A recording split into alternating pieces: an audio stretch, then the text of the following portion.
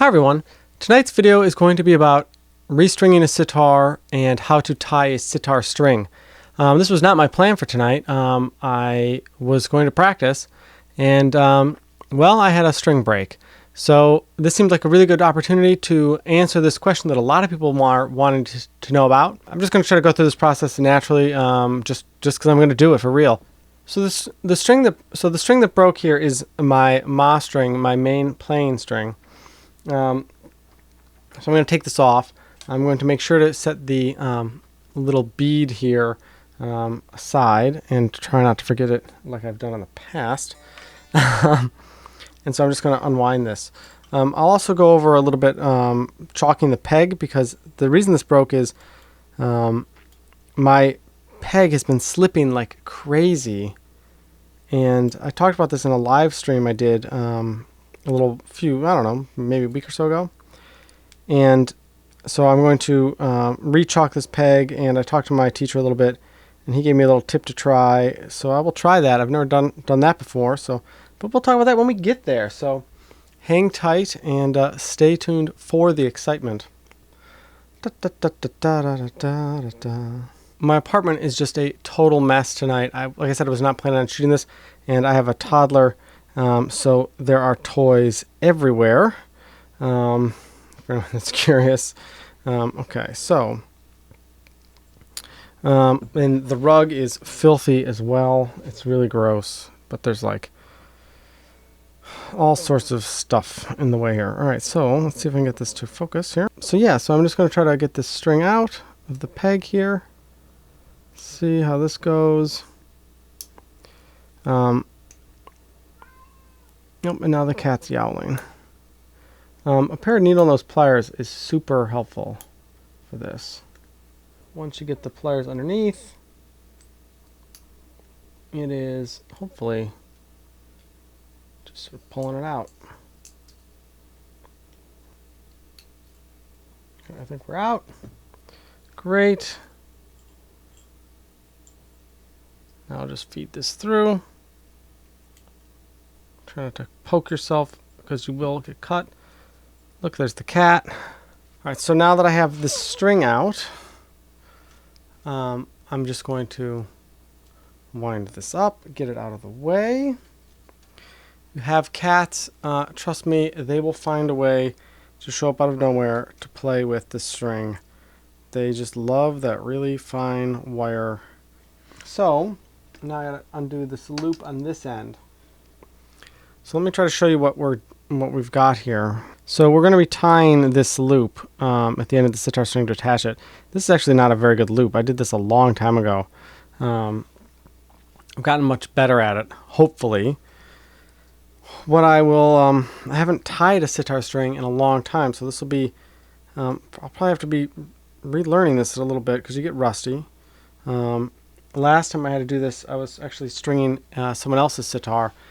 And so I practiced and tied a bunch of practice loops for a couple, I don't know, half an hour. So just in advance to practice. All right, so let's go do that now. What I've done is I have a spool of wire that I just keep in my little gear bag. And if someone wants to know where to get wire, leave a comment and I can maybe send some suggestions. And a big thing about wire is because the strings are one big long piece of wire, it's really beneficial to be careful not to let that all of a sudden just untangle itself and unspool all over your entire apartment. And then you have like, I don't know, 200 feet of like super fine wire unraveled everywhere. It's a huge pain to clean up. I know from experience, and it's a huge, huge pain to just like re-roll. It'll take you a couple hours, or you're just gonna throw it out because you're gonna lose your mind. So I'm trying to get a piece here. Some of these I actually pre-cut some of these in the past, so I think this is going to be long enough for sure. Great. I'm just going to go with this piece and I'll clip it down. I won't need the whole thing. All right, so now I'm going to tie this string loop and wish me luck, because it's been a while since I've done this. All right, let me just get the other camera turned on. Okay, so here's our string, right? Let's see if we can get that in focus. There's our string. So what you're going to want to do is you're going to want to make a loop which is big enough to accommodate the anchor on your sitar. So depending on whether it's a sympathetic string or let's say your main plain string, whatever the size of that anchor is. So this should be plenty generous. All right, so what we're going to want to do with our loop is we're going to want to make a right angle in the loop. Okay, so let me try to do this now.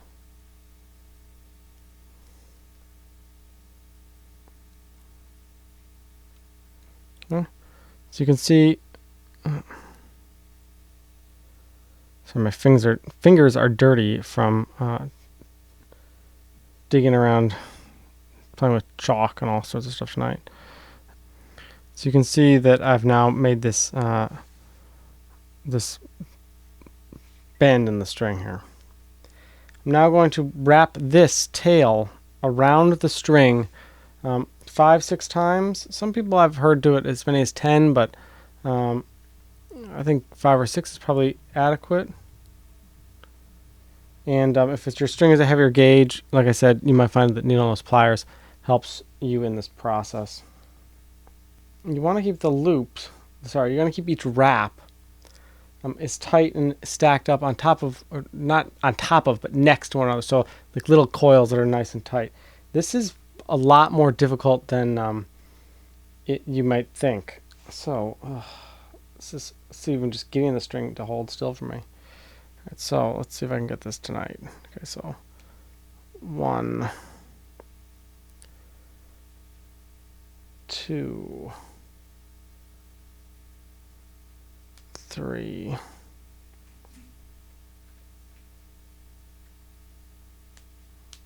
4,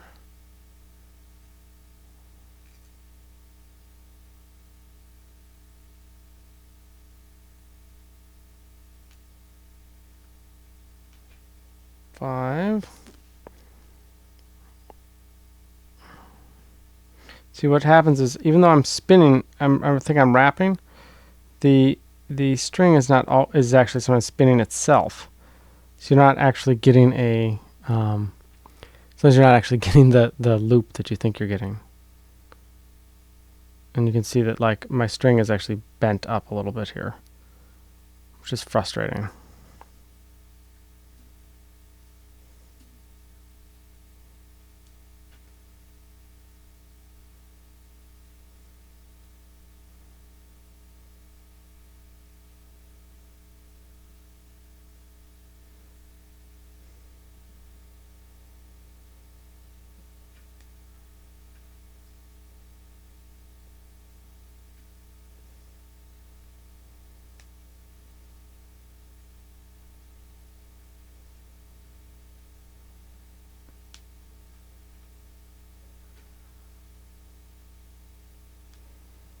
Alright, so let's take a look at this.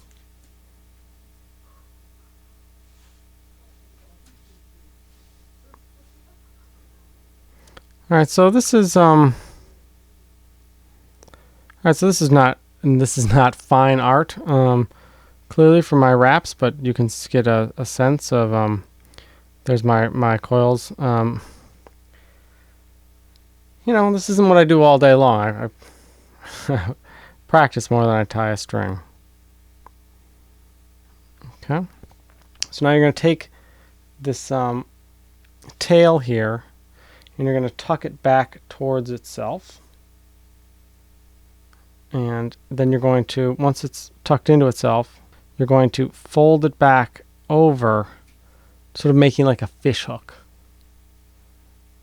And this really is what helps to keep the string sort of, so that as the loop sort of gets tighter like a noose, this really is what keeps it nice and to get tight together.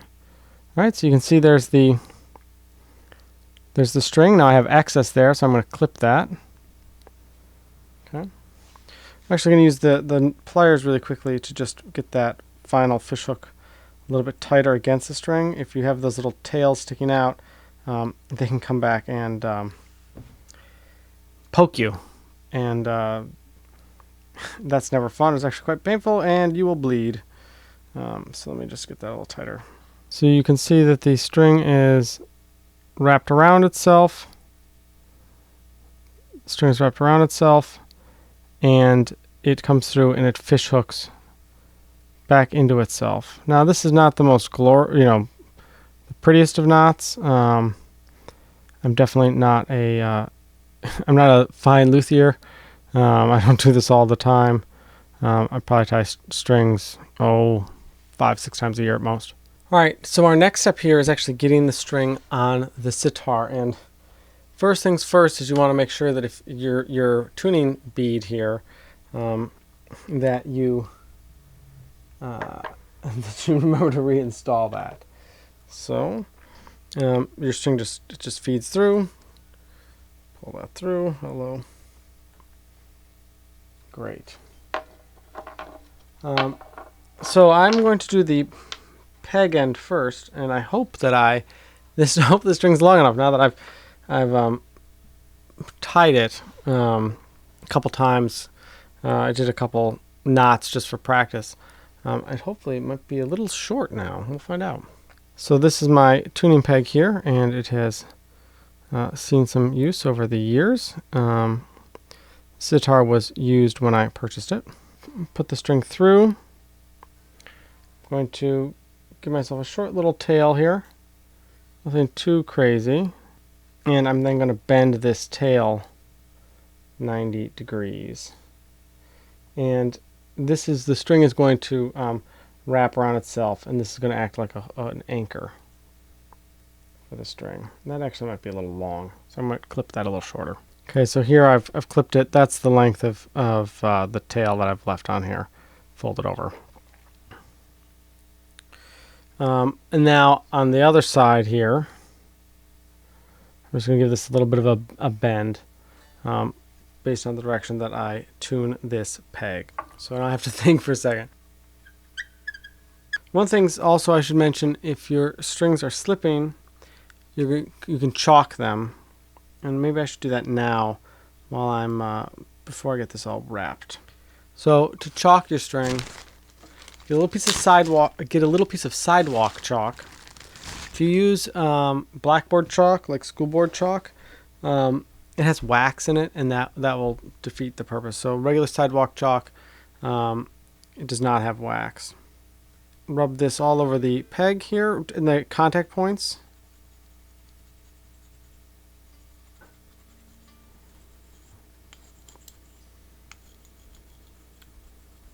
Okay.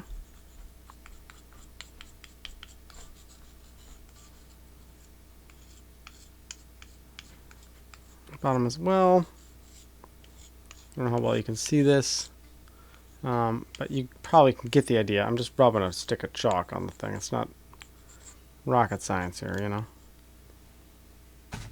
Make some chalky fingers and dust everywhere, so I guess that'll go on my pants. Okay, so the tail goes down. Peg's going to go in. Feed it into the guides here. Okay. Now the other end here goes over the loop. So there's a loop down here, this end here, and you just hook that string onto that. So I'm just taking the string, and it's going to loop over. I can't see it with the camera in the way. It's going to loop over this here, right? And then as the string tightens, the loop will get tighter and smaller. Okay, so you can see I have the string in here. I'll give it a couple turns. I have my loop down here. I have my tuning bead attached. I think you can see that here, yep. And I'm keeping some tension here. And I'm going to now tighten this up. You can see that I'm keeping the coils somewhat tight, but I want to keep this winding sort of so that it goes lower towards the base of the peg as I tighten it.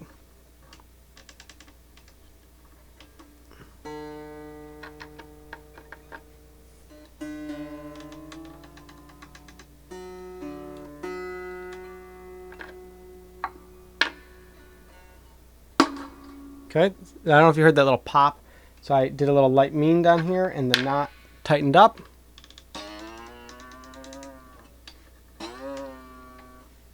All right, let's get this back in the track here. It's out.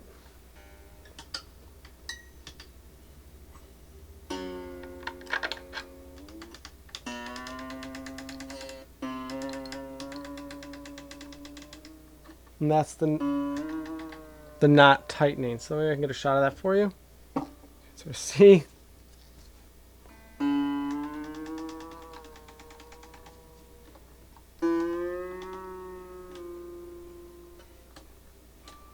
Let's make sure this loop is sitting properly. Make sure it's sitting on the loop, on the anchor properly.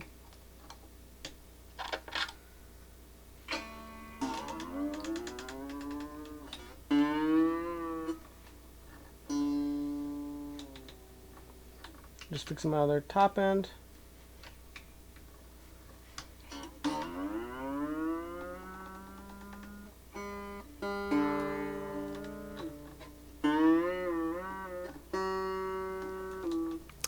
I'm tightening this string more than it needs to be because I'm trying to tighten up the knot, make sure I'm nice and tight at the top.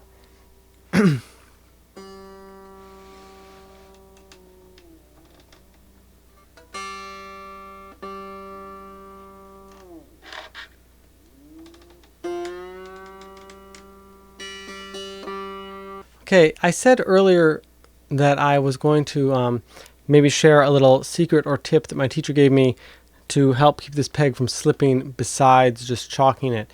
But I realized that he told me he was cool with me making these videos provided I didn't give away all the family secrets. So I guess I won't include that part out of respect for his wish there. So that one's just for me. Once you've got the string connected at both ends and you tune to pitch, you'll find that as soon as you play, it begins to slip out of pitch. It's a couple things. Notice your peg is sliding. Most likely your knot is just getting tighter. So you want to, just like you might do this on a guitar, you would want to stretch the string. Usually around the middle of the string, you can pull up, wiggle. You can do some big mean type stretches to continue to stretch the string. This is where, if you get that loop smaller and tighter, that'll save you a lot of time. One of the things that I did here is I put the string through the peg and down, right? And sometimes people put it through the peg, wrap around, and through the peg, and then down. That is probably the more valid way to do it. But for tonight, I don't know, I just wasn't thinking. And so I strung it and I guess a little cheaper, faster way.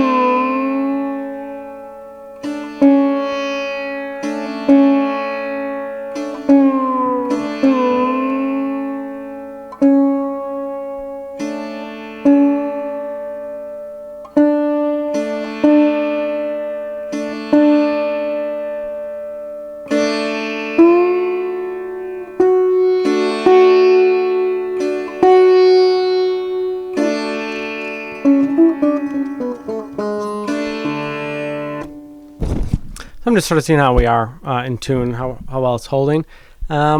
it seems to be holding pretty well, even with me sort of tying the top part not totally perfectly correct. All right. Thank you so much for watching, and I hope this was helpful.